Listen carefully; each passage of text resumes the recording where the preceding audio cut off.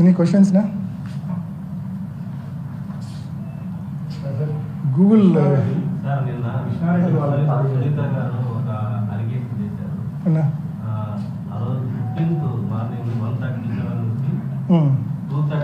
ఇది కదన్నా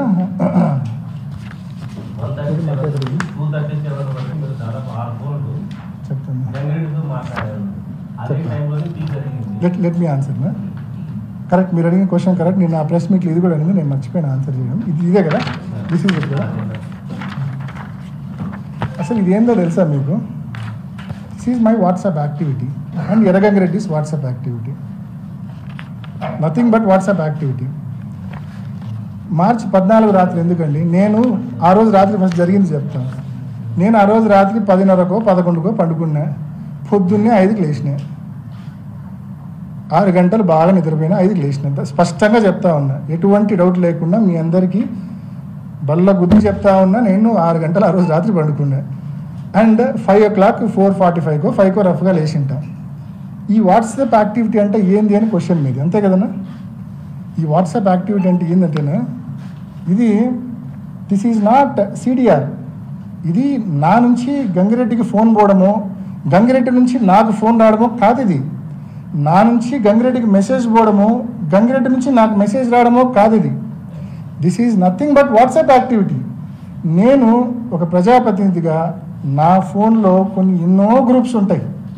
ఎన్నో పొలిటికల్, వైఎస్ఆర్సీపీ పులివెందుల అని, వైఎస్ఆర్సీపీ మైదుకూరు అని, వైఎస్ఆర్సీపీ కడప అని రకరకాలైన గ్రూపులు ఉంటాయి నా ఫోన్లో.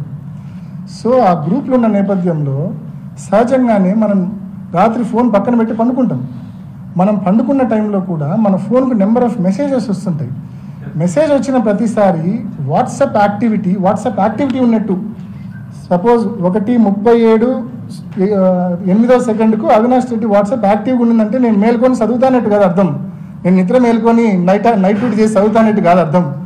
దాని అర్థం ఆ టైంలో నా ఫోన్కి ఇన్కమింగ్ మెసేజ్ వచ్చిందని అర్థం. ఆల్ ఇన్కమింగ్ మెసేజెస్ వచ్చిన టైమింగ్స్ అంతే తప్ప ఆ టైంలో నేను మేల్కొని మెసేజ్ చదువుతున్నానని పొరపాటున కూడా అర్థం కాదు. దీని మీద మీకు కొంచెం ఎక్స్ప్లెనేషన్ కూడా నేను ఇచ్చిన ఒక నోట్ ఇస్తున్నా. అంటే this is nothing but WhatsApp activity.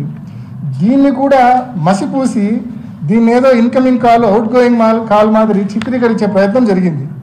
అంటే అవినాష్ రెడ్డి, ఎర్రగంగిరెడ్డి టైం స్టాంపులు మీరు తీసినారు కదా, వాట్సాప్ టైం స్టాంపులు.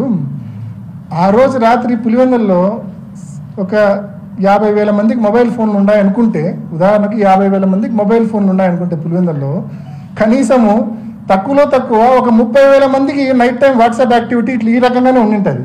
అంటే 30,000 మంది కుట్రదారులేనా? ఏంది అసలు? లాజిక్ ఉండాలి కదా. అంత ప్రీమియర్ ఇన్స్టిట్యూటు ఇంత నీచమైన అలిగేషన్స్, ఇంత బేస్లెస్ సెన్స్లెస్ అలిగేషన్స్ చేయడము, దాన్ని పట్టుకొని మా పీపీటీ పెట్టి మసిపూసే కార్యక్రమం. ఏంది అలిగేషన్స్? కొంచెం అర్థం, ఎవరితో అన్నా టెక్నికల్ ఎక్స్పర్ట్తో అన్నా మాట్లాడితే అర్థమవుతుంది.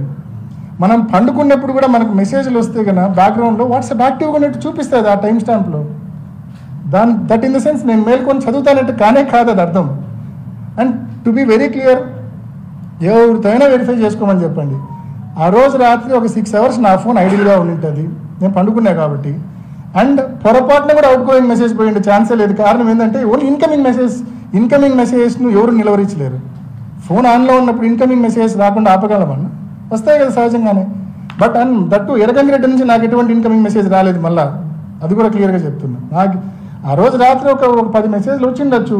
వివిధ గ్రూప్స్లో ఉంటాం కాబట్టి పార్టీకి సంబంధించి రకరకాలైన మెసేజ్లు వచ్చిండొచ్చు. తప్పేముంది దాంట్లో? వాట్సాప్ యాక్టివిటీ ఉంటే తప్పు చేసినట్ట? ఏంది అసలు ఈ విమర్శలేంది, ఈ నిందలేంది? అసలు నేను చెప్పిన హియర్సే ఎవిడెన్స్లో కానీ, నేను చెప్పిన ఆ గూగుల్ టేక్అవుట్లో కానీ, ఇందాక చెప్పిన ఈ వాట్సాప్ యాక్టివిటీలో కానీ ఏమన్నా బేస్ ఉందా ఒకసారి మీరు ఆలోచించండి. కొంచెమన్నా బేస్ ఉందా ఒకసారి మీరు ఆలోచించండి. మీ విజ్ఞతగా నేను వదిలేస్తాను, వాళ్ళ విజ్ఞతగా నేను వదిలేస్తాను, నన్ను విమర్శించే వాళ్ళ విజ్ఞతగా నేను వదిలేస్తాను.